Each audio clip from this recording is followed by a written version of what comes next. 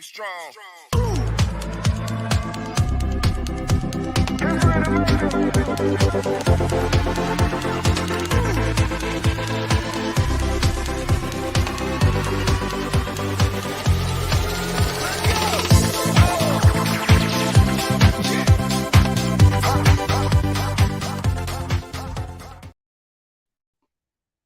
Hey guys, welcome back to Hope with Jonathan. Man, I am so hyped for this show tonight.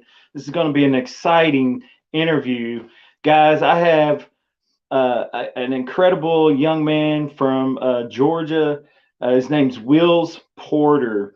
And this young man has totally impressed me with the motivation that he has to do something positive for the transplant organ donation community.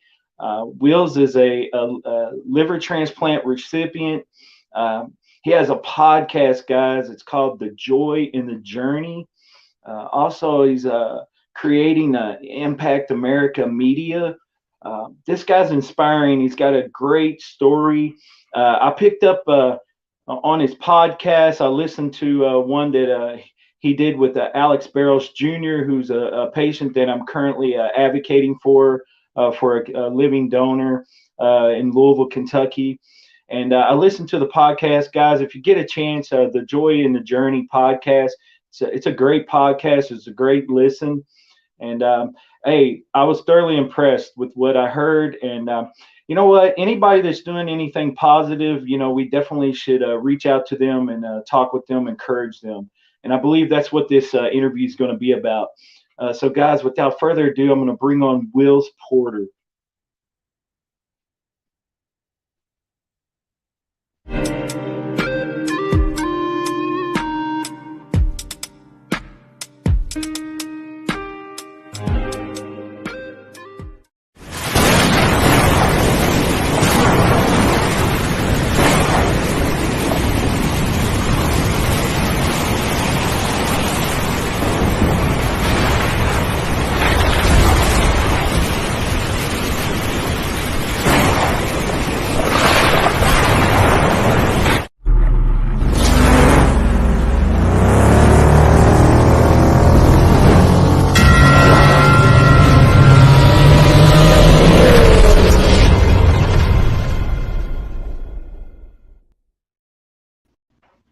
What's up, man? How's it going? What's up, man? All right. What's up? How are you? I'm doing good, man. I'm doing good. I just appreciate the opportunity to come on and share my story and have a good talk. Yeah, brother. I really appreciate you doing the interview. You impressed me with some of the things that you're doing, advocating and, doing some work with your podcast and the Impact America Media that you're just starting. I listened to one of your podcasts that you did with Alex Barros Jr., who I'm currently advocating for myself. Alex Barros Jr. A kidney for Alex Barros Jr. is his Facebook page. Guys, there's a podcast, The Joy in the Journey. Wills, what made you want to start the Joy in the Journey podcast? Man, I got to keep it quick, I guess, because it's a whole lot to unpack there. Take your time, appreciate the opportunity. So really the idea behind Joy in the Journey comes from my own transplant experiences. I hope we can dive into a little bit later, but the idea behind it is that, during the transplant process specifically, there are a lot of challenges. There's a lot of pain, sometimes loss, definitely some tears involved as well. In my personal one. And while it's addressed a little bit, we obviously see that a lot. A lot of times the joys of it or the small victories, not everybody sees. And it's and the idea behind it is to really bring those to light and to highlight the diversity that is the transplant experience. There are a million different transplant stories out there. It's just, finding the people to tell them and really highlighting them and celebrating the journey that transplantation really is. Yes, there are challenges. Yes, there are definitely tears involved. But just as much as that is the case, there are also lots of joys. And that's why I decided to call it Joy in the Journey. And it's exciting. It's really cool. Right.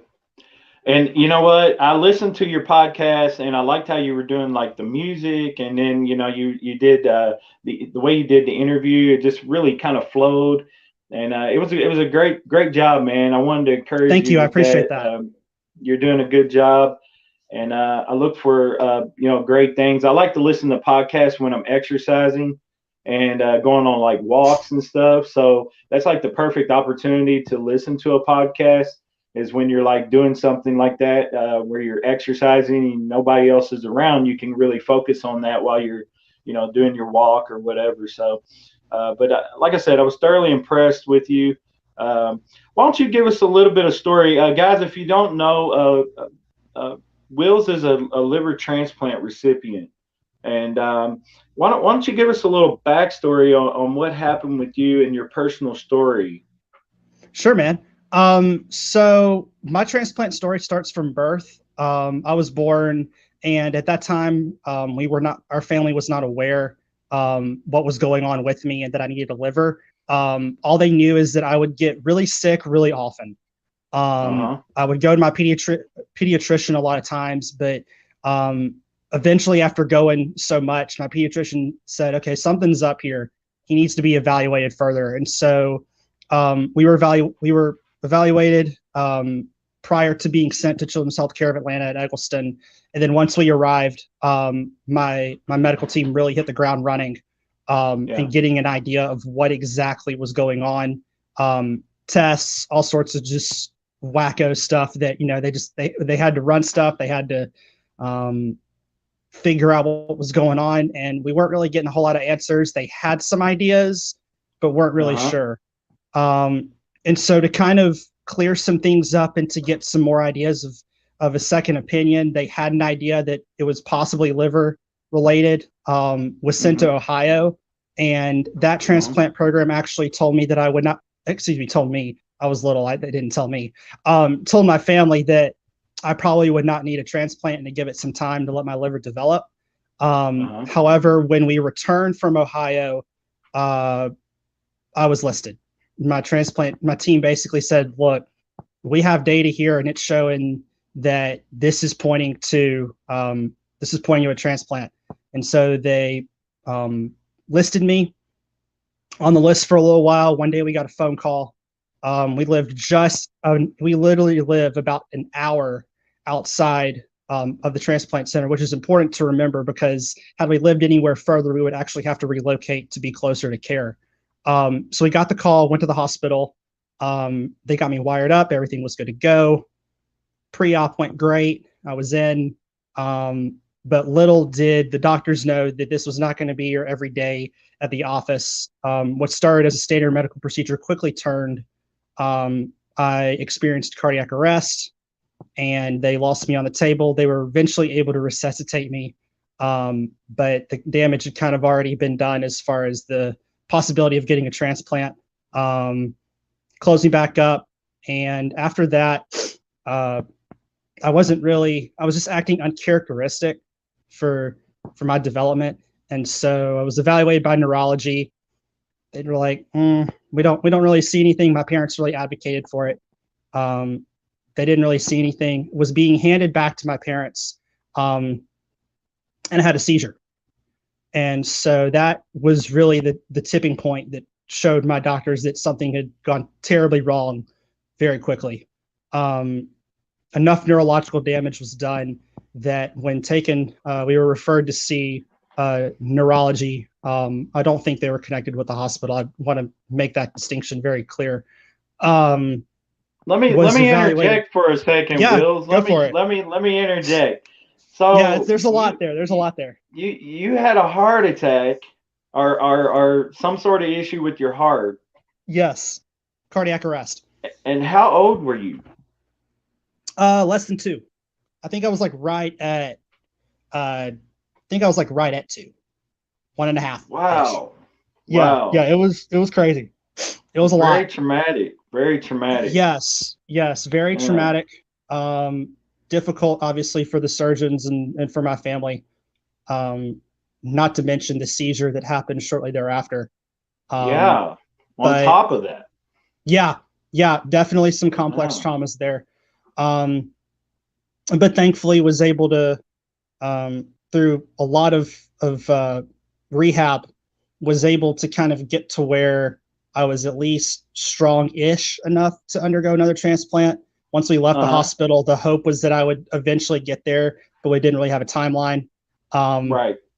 And then the big day came. We're coming up on New Year's, actually. I'll be 21 years post-transplant in January. Got the Wow. phone call. Congratulations, man. Appreciate it, man. Yeah, it's been really cool. Got the phone 21 call. years. Yeah. So we got the phone call actually on New Year's Eve.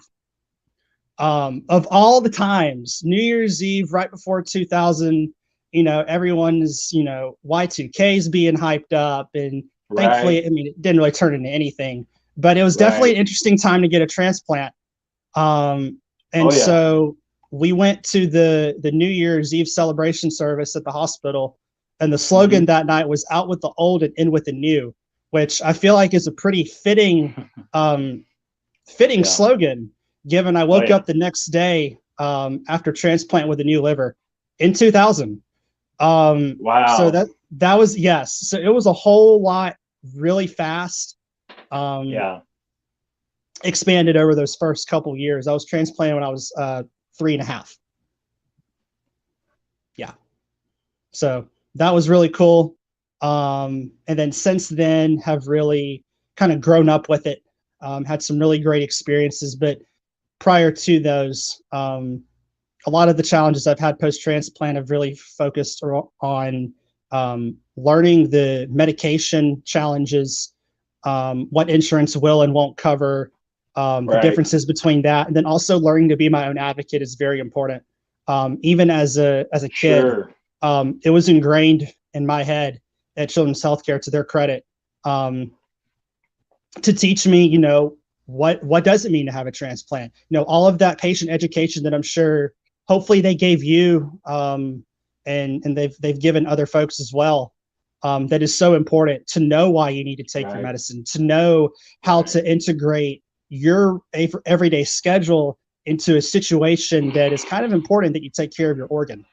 Oh, sure.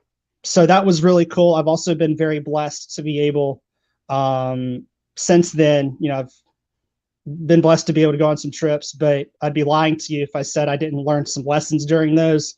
One time I went to Alabama and didn't pack enough medicine. Had to jump through a lot. Not wouldn't recommend it. Had to jump through a lot of hoops, eventually got the medicine I needed, but I kind of learned my lesson there of, I took it seriously, but I wasn't taking it seriously. And then at that point I was like, okay, I need to be mature on this. I need to own this as my own experience.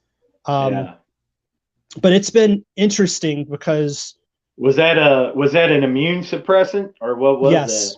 Yeah, so that was my Prograf, my immunosuppressant that I'm on. Yes. Okay. Yeah. Well, as you guys know, I had a kidney transplant in August the 11th of 20.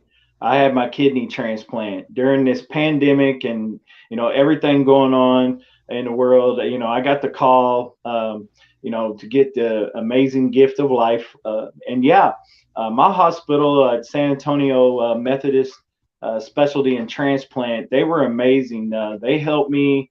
They began to teach me like the first day, and started immediately started grilling me on the schedule of the medicines, the immunosuppressants, and really starting to teach me how to go about taking those meds, and the regimen, and learning the dosage amount, and the names of the medicine, and all this stuff. And they started educating on me, or working with me on that very, very quickly. And they educated me on a lot of different things. Be honest with you, it was a little overwhelming because they hit me with so much information. I'm there trying to recover from this surgery, but it was also important for them to embed this information into my head early, so that I would get, be conscious of it and be aware of what was going on. So it was definitely important to, know my meds and know exactly what I needed to be doing to take care of this new organ in my body. So yeah, so you know, I can totally sympathize with you know, being educated on your medications and and definitely, you know, trying to stay on top of them. I believe organization is probably, you know, your best key. Yep. You know, is trying to stay organized. Although my kids kind of make fun of me because I have this grandpa pillbox, they call it. Um, but but it, you know, it works for me, and you know, it's a easy way for me to stay regulated with all of my medications that I'm on and stay on the regimen and the schedule. So what types of things work for you to stay with, you know, organized with your medications? Yeah. So especially when I was learning to do it, Yeah, pillbox worked really well. yeah, I've gotten to now where, you know, over the years, it's become so a part of my routine. yeah. I actually don't use a pillbox. Okay. What I do is what I'll do is I will pull out 2 weeks worth of Prograf and put it in a Uh-huh. separate bottle. And then Okay. I'll go through my regular Prograf bottle that I get. And then once I Yeah. hit that 2 weeks, that Yeah. tells me, okay, I need to call and get a refill. So no matter what Okay. happens, so no matter what happens, I, you know, can go through what I'm doing in my everyday life, do what I need to do. And then once I hit Uh-huh. that reservoir on the extra 2 weeks, Right. that kind of gives me an internal memory of, all right, time to refill. And I've been able to do that, and that's been really helpful. Um, Okay. another one is text reminders starting out really early. That was really great. Okay. There's some groups that you can have um, send you text reminders. Okay. Starting out, that was really helpful to kind of get that routine started, because so often that's the hardest part, is getting started and building that routine, especially if you have Yeah. multiple meds. I'm using my iPhone. I have alarm set for the 12-hour regimen. So, Oh, that's smart. in the morning, my alarm goes off. I know immediately I have to take my medication. Of course, you have to wait an hour before and an hour after to be able to consume any food or anything. So it works out perfect for me because, of course, after you've been sleeping, you have any food in your stomach, or you know, you haven't been eating anything at least, Right. and so it's easy to do that. But then the nighttime took some adjustment because at first I had my schedule set up at like 7 and 7, and what was happening was we were having a hard time of eating dinner by 5 o'clock. So I moved my adjustment to now I'm doing 9 and 9. So at 9 in the morning, I'm taking the medication, and then 9 at night, I take the medication. And so we eat dinner around 7, and you know, I've got till 8 o'clock to have everything finished, and then you know, I don't touch anything until after 10 o'clock if I'm going to have maybe some sort of light snack or anything, and you know, before I go to bed. But you know, I think the main thing is working through all that and kind of adjusting it to your schedule is what was best. You know, because in the hospital they had me doing it at like 5 a.m. So I was like Oh 5 my. a.m. That's not going to Woo. work because if you know 5 a.m. every morning, I didn't want to do that. No, So I don't blame you. did you have did you have to make any adjustments on your time schedule too with your immune suppressants? Yes. Yes. Okay. So, especially starting out, they were really strict in the 12 hours. Uh huh. And as a, you know, teenager and a high school student, sometimes, you know, even Right. through elementary, middle, um, I didn't necessarily adhere to that all the time.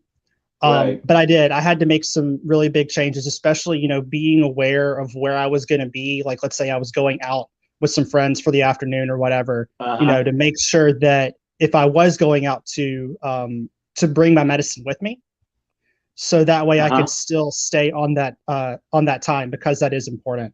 And I've kind of Right. carried that behavior is carried over now that I'm in grad school. Um, I still will bring my pill bottle with me if I know I'm going to be somewhere that I might be getting home a little later than my Sure. 9 o'clock time that I usually take it.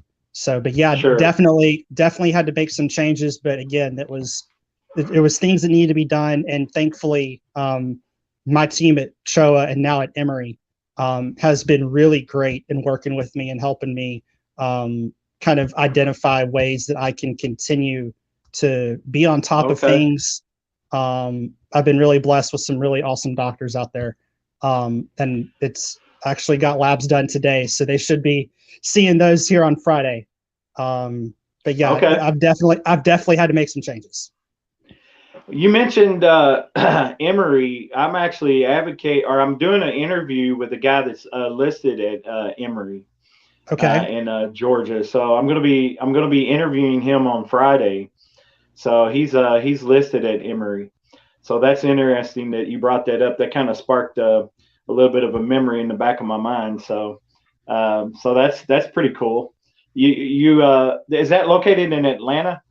Yes, Emory, Atlanta. Yes, that's the. Okay. They have a couple locations, but their main transplant center I go to is Atlanta. It's literally right Okay. across the parking area from Children's Healthcare. You walk out of Children's Healthcare, walk about 100 yards, and you're at Uh-huh. Emory. So it's pretty Okay. convenient as far as remembering where to go. Okay. Let's discuss some similarities and differences in versus liver transplant versus kidney transplant. What are some Yes. differences and similarities?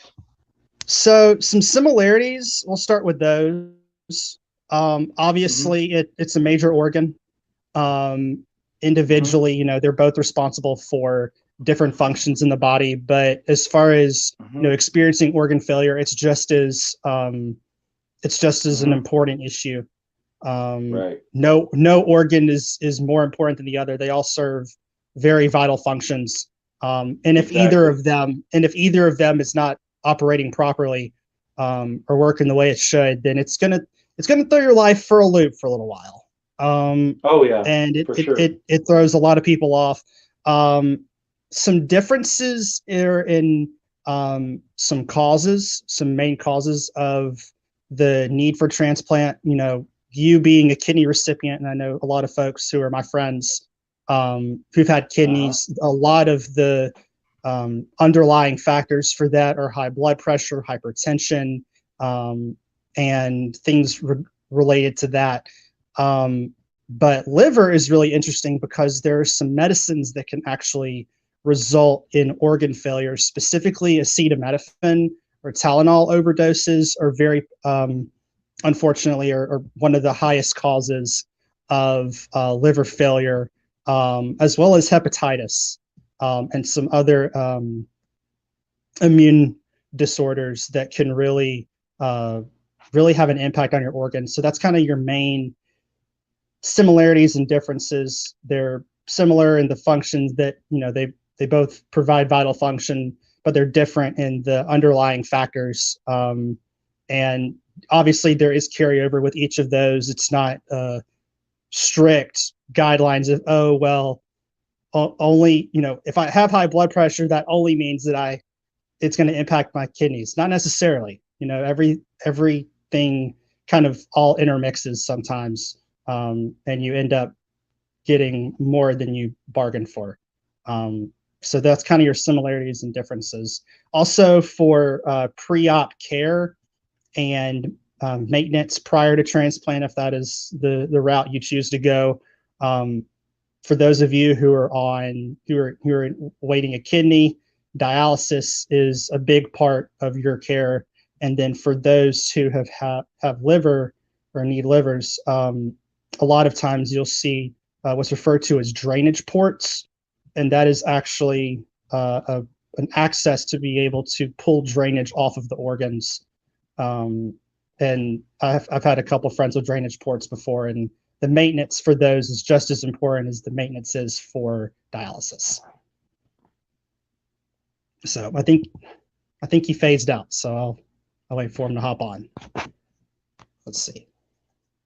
He kind of No, disappeared. I'm There he here. is. I'm Here here. you are. No, Yeah. you're good. No, I was letting you go. I was letting you go solo without me on there for a second.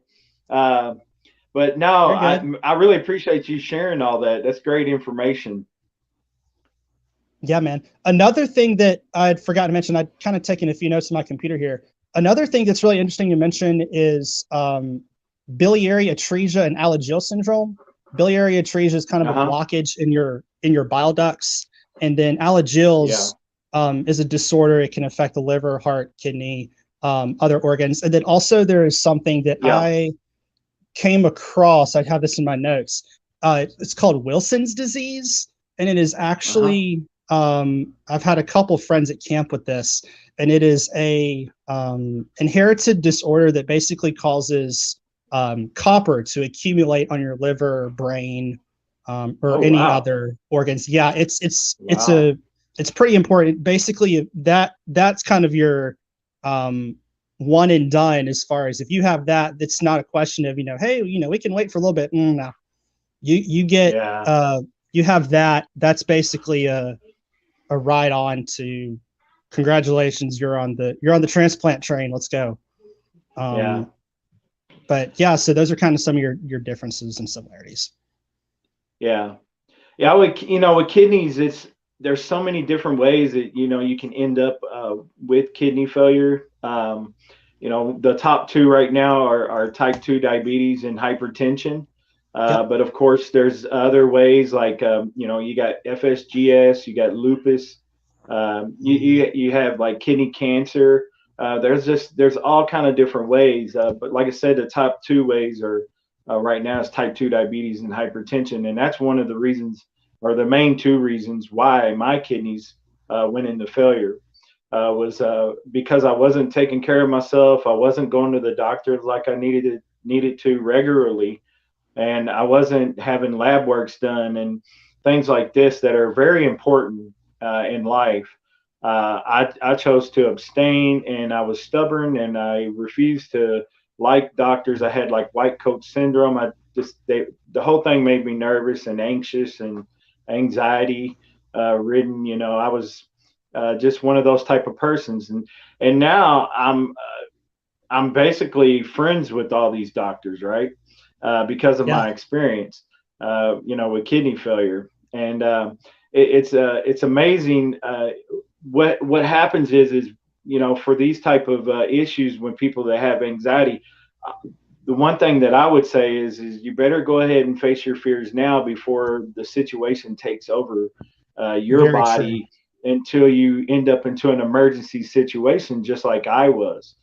So if you're not concerned about your sugar levels or your hypertension levels, if you're not concerned about those, then better be prepared when something eventually fails, and it will happen to you if you're not careful. And that's one of the messages that I would like to get across.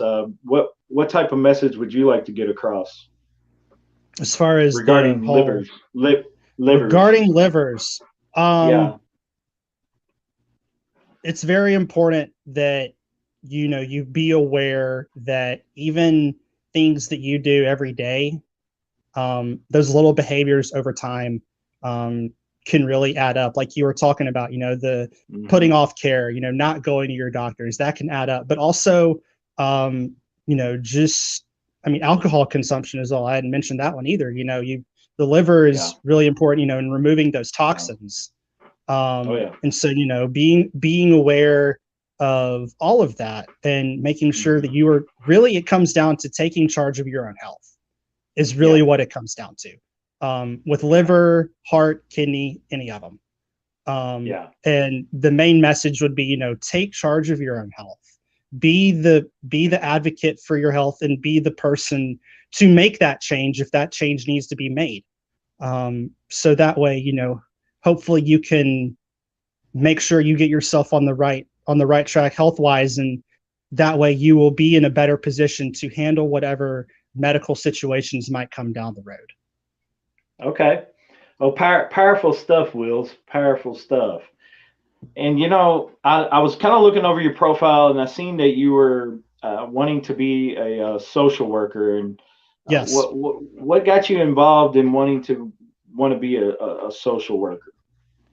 Well, again, it's basically my whole transplant experience. But starting out, I didn't want to do social work. I actually far from it. Between my sophomore and junior years of high school, I was really considering and wanting to go into military service, specifically the Army. Okay. I loved everything about the military. I grew up hunting. I grew up, being around folks who themselves had served in the military. And I took it a great honor to be able to do that. But unfortunately, surprise, surprise, if you have someone else's organ, it kind of disqualifies you to do a few things. Which apparently we would know. You would have known. And so I was really down, depressed, angry. And as all those doors shut, the only door that was really open in between that summer was Camp Independence. And I went to camp, and I met who is now my mentor, Edward Drake. You might have heard of him. Mr. Why Not? Yeah, Mr. Why Not? And he did. He spoke life into me and encouraged me in a way that few humans on this earth in my lifetime have been able to do. And that was really cool. He took me. He said, I get that this door is closed, but didn't you have a transplant? I'm like, yeah. He said, well, why don't you just use your transplant story to benefit others? I was like, wait a second, you're on to something.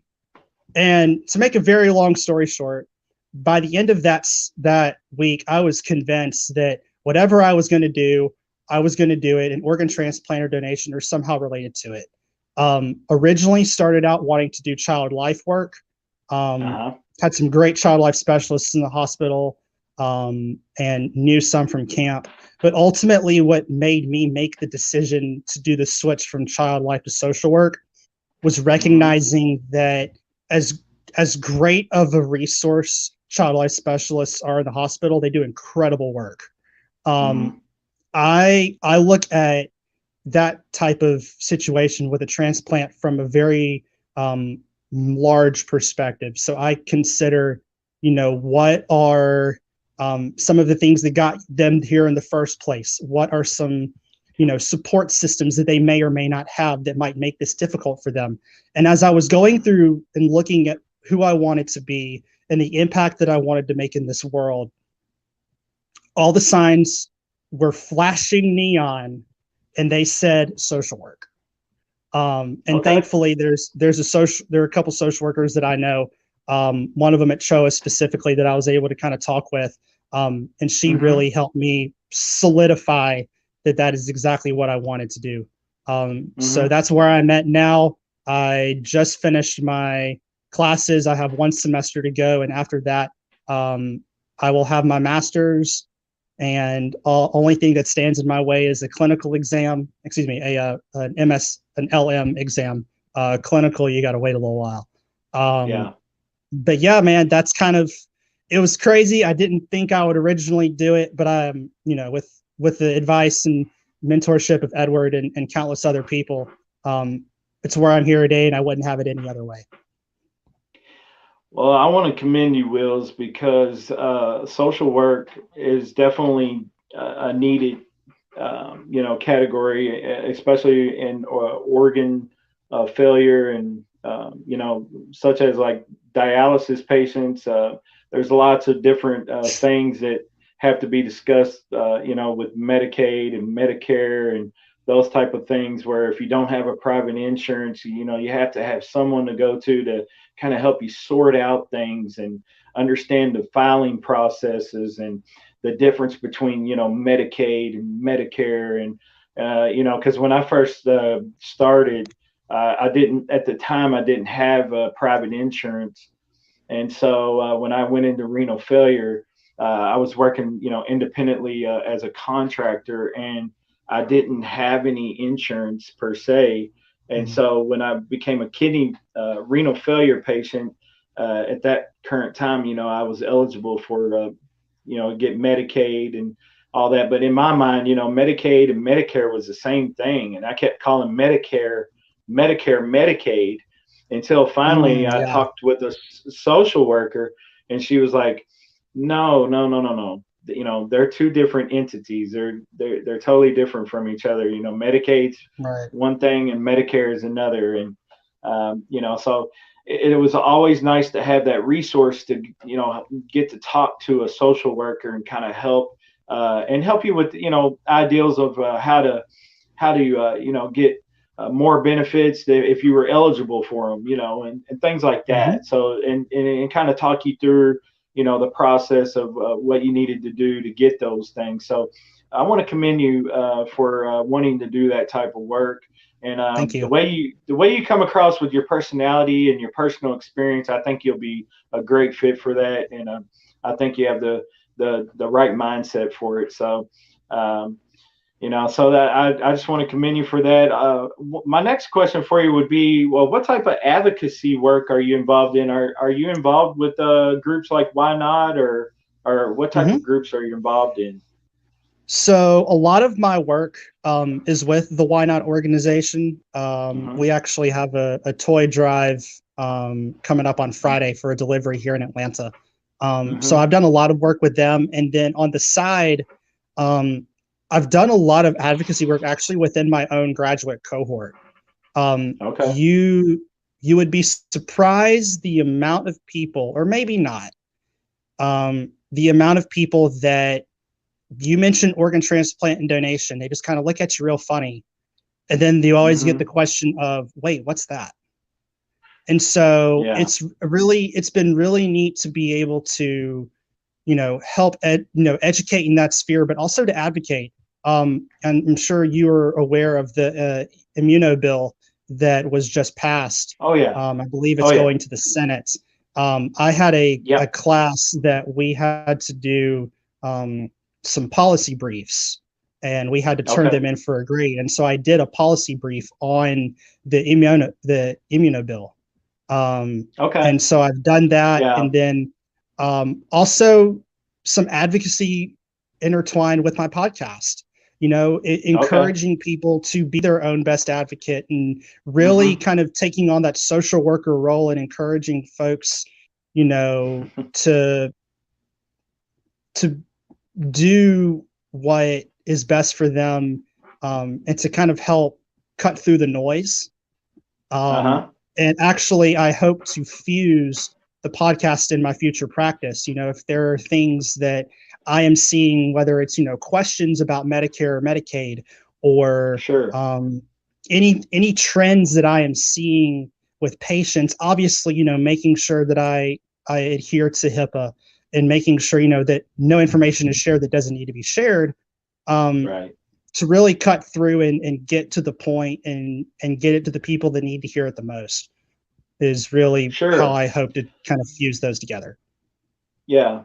I'm glad you brought up the immunosuppressant bill, because I'd actually been involved here in the state of Texas, in the city that I'm in. I'm involved in some advocacy, and I had been actually in contact with my local representatives, my representative of the House and the Senate representative. So I've been writing letters to them, and also through the advocacy of the AAKP and the NKF actually have a strong campaign, to stay engaged with, current administrations and different ones. And we actually have been working as a community to push the immunosuppressant bill through. And we were really happy to see it pass in the House. Really excited to see that, because and if any this comes across to anyone in the state and Senate legislation, please know that it will change the life of transplant patients, especially those that are have issues with insurance and money and stuff like that. If you lose the insurance coverage after 3 years and you can't afford your medicines, I mean, you're in a real pickle. And those medicines, those immunosuppressants are very expensive. So to pass that in the House it's a huge positive ideal and thing, and we need to have it passed in the Senate as well. It's kind of a wait and see if it'll happen, but I'm hoping that in my lifetime, I definitely hope to see it passed for future transplant patients. And definitely appreciate you bringing it up. Yeah, man. And I appreciate your advocacy work as well. That's really great. I seen Edward Drake on a episode on the Urban Health Media Network, Yeah. and I seen him Steve on a couple of Belcher. episodes. Yeah, Steve Belcher, and then he Yep. was on Jim Myers' Kidney Hmm. Stories too. And I seen him on there, and I was so inspired by Edward and what he was doing and everything that I actually made my way to the website and I actually ordered a shirt and There you all that go. stuff.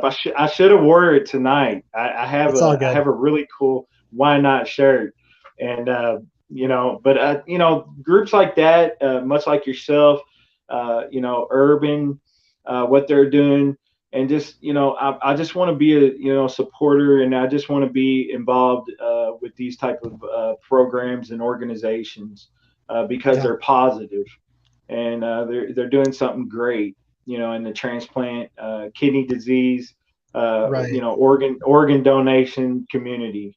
um, Even though livers and kidneys are two different things, they're still very important organs that both need to work together. So anything positive in the organ transplant, organ donation community, definitely I want to be a part of.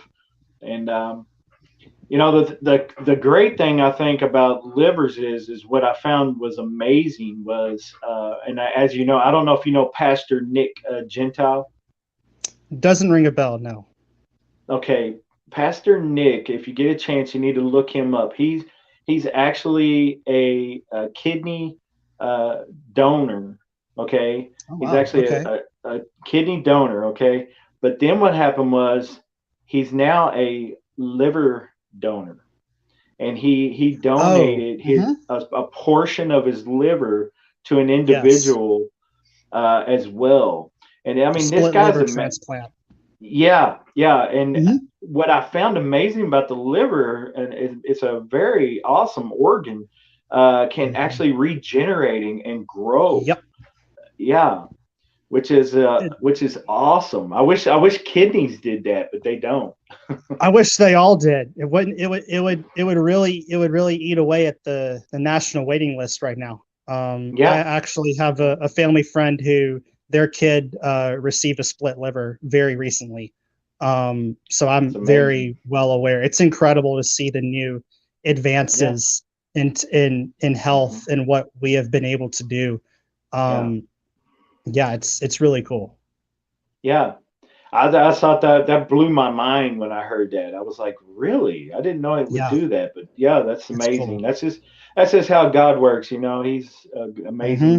amazing God. So that we Yep. serve. So uh, another question I'll have for you, it'd probably be my final question, and Sure. is you're wanting to dabble into like the media. So you want to like you Hmm. started Impact America Media. So why don't you tell us a Yes. little bit about that? All right, Impact America Media. This is going to be really cool, guys. So, as I mentioned a little bit, I'm a graduate student at the University of Georgia in social work. And as part of my graduate program, I am required to complete an internship at a location and implement a project. I was originally placed at a hospital, however, due to COVID, surprise, surprise, that got changed. And so I am working with a group now called Columbia Residential. Columbia Residential is a low and mid income housing development corporation that has locations in Georgia, Florida, Louisiana, and Texas. And so my internship project is called Operation Impact. And the goal of Operation Impact is to inform, inspire, and empower. We inform individuals by dispelling organ donation myths and sharing organ donation facts. We Hmm inspire and we seek to inspire individuals and communities to register as donors. And the most important part is that we exist to empower. And we really are focusing with that on empowering individuals and their families to make positive kidney health decisions and positive health decisions in general, hmm but also empowering them with knowledge. By dispelling myths and facts, by teaching Yeah. and helping folks get get the information they need about preventative health. You mentioned Steve Belcher. Some of my community partners I have on this, we are reaching a 4-state radius. Our radius is, with those 4 states, we have the Urban Kidney Alliance as a community partner. We have LifeLink of Georgia. We have Southwest Transplant Alliance, and we have our legacy, all representing regions where Columbia Residential has locations. And the really cool thing about this project is because it is virtual, people are going to be able to hop on. Right now, the plan is to implement it via Facebook and do it a Facebook Live and record it, but that's up for consideration. But that kind of goes into some advocacy work that I've done. But yeah, man, so that was the project. And over time, I was kind of sitting down about a week or so ago and looking at what all I was doing with the podcast and now everything I've done with Operation Impact, now Impact America Media. And I figured, to make it really easy for folks to be able to access all of this information, I need to put it under one name and I need to put it under one logo. And so I started thinking, and I was like, well, the name Impact seems to be working really well. And then I sat down and really thought about, what really got me going on the name was, I want to make an impact. I want to make an impact in my family, in my community, and in my world. And on my podcast, I always challenge my listeners, at the end of every podcast to go out and do something they would not normally do every day to make an impact in those 3 areas. And so my hope with it moving forward is going to be to continue doing the podcast. The podcast is an element of Impact America Media. And then also my project, I have a YouTube channel. Nothing is up yet. So you can go and follow it, but there's nothing up there yet. My hope is to take the recordings that we do from that Facebook Live and somehow be able to put them on YouTube for people to continuously access as a tool. And so it's kind of it's in its infancy, but it really is an outgrowth of my podcast and what I'm doing with Operation Impact, which we hope to launch the program starting February 5th of 2021. Okay.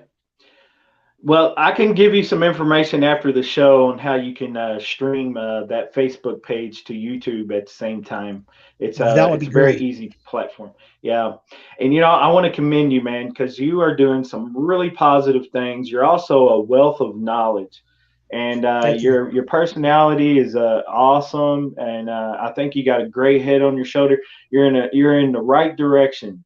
And if I can just encourage you to continue to, stay strong, you probably have some rough days, that you think maybe I'm not making impact on anybody, but man, I want to encourage you that you are. And, this guy right here from, I'm living in Kerrville, Texas, which is a small community outside of San Antonio. I found you, brother, and you inspired me. So, you're going to continue to inspire others doing what you're doing. And there's no telling how many people you're going to reach, and by doing what you're doing. So I think it's amazing. I want to commend you. And thank you. Education is key. So, what you're doing and trying to talk to people about organ donation and stuff, I was amazed when I would talk to people about becoming a living donor for a kidney. They were like, if I give you my kidney, then I'll probably die or, whatever. And it was like, no, let me talk to you about this, and it seems like the general public has so many misconceptions about organ donation and different things that, need to be talked about more. So we need to have more shows on this topics about organ donation and stepping forth and, being a living donor.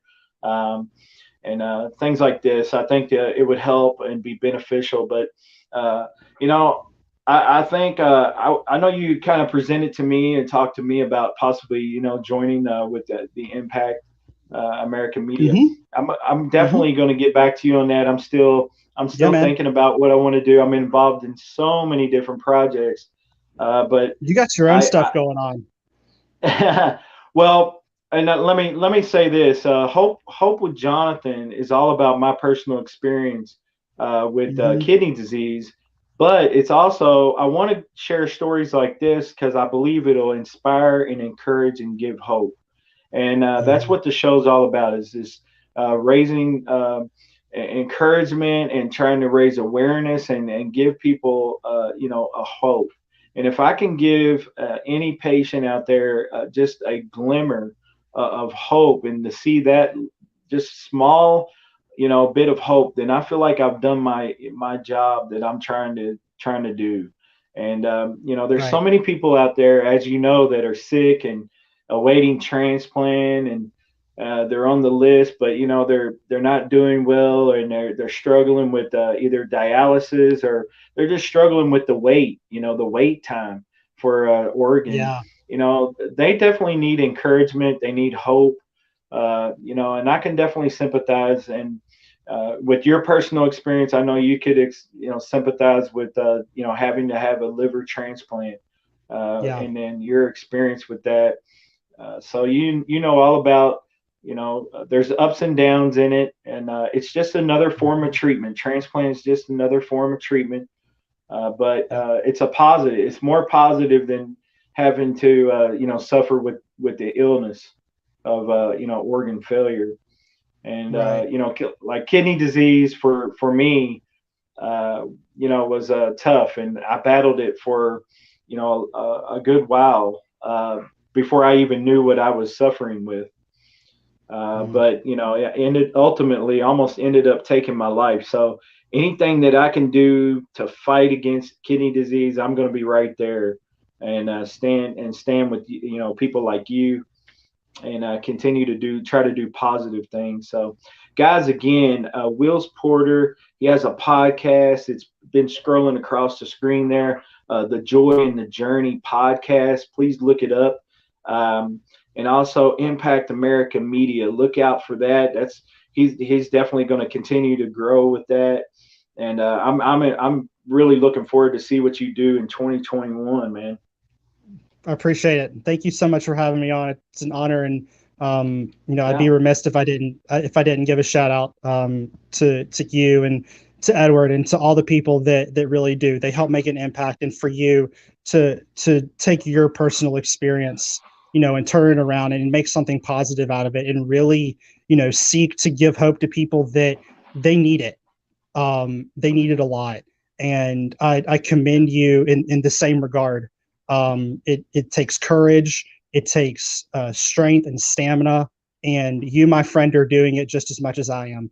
And for that, I'm thankful for it. I know your listeners are, and I'm blessed and humbled and honored that you would have me on tonight. And hopefully, we've had a conversation that can inspire folks and also bring hope at the same time. Sure, sure. It was an amazing interview, and like again, I really appreciate you coming on, Wills. And we should do it some other time. And Absolutely, let me ask you this while you're on: would you ever be willing to possibly come on and be a co-host? dude. I'd be honored. All right. Well, we might have you on sometime. I'll I talk hear with you. you more about that after the show.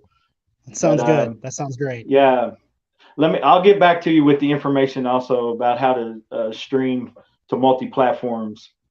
Yeah, man. I don't Yeah. start till February, so we have a little bit of time. It's okay. Awesome. Awesome. Awesome. Well, guys, again, appreciate you tuning in. Hope with Jonathan.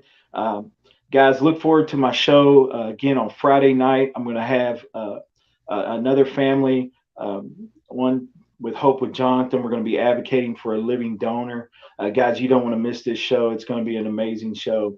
Again, Wills Porter, the Joy in the Journey podcast. Go check it out. You guys take care. Stay safe out there. God bless. And don't forget to get your kidneys checked out. See y'all.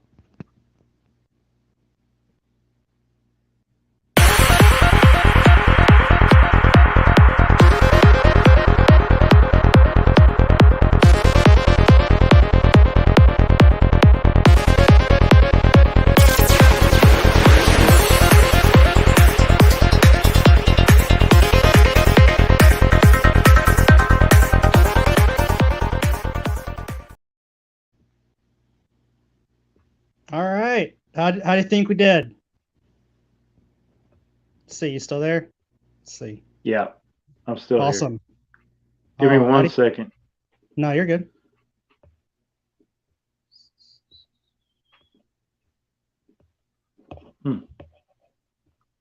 Not wanting to end. It's weird. It's not wanting to end. Odd.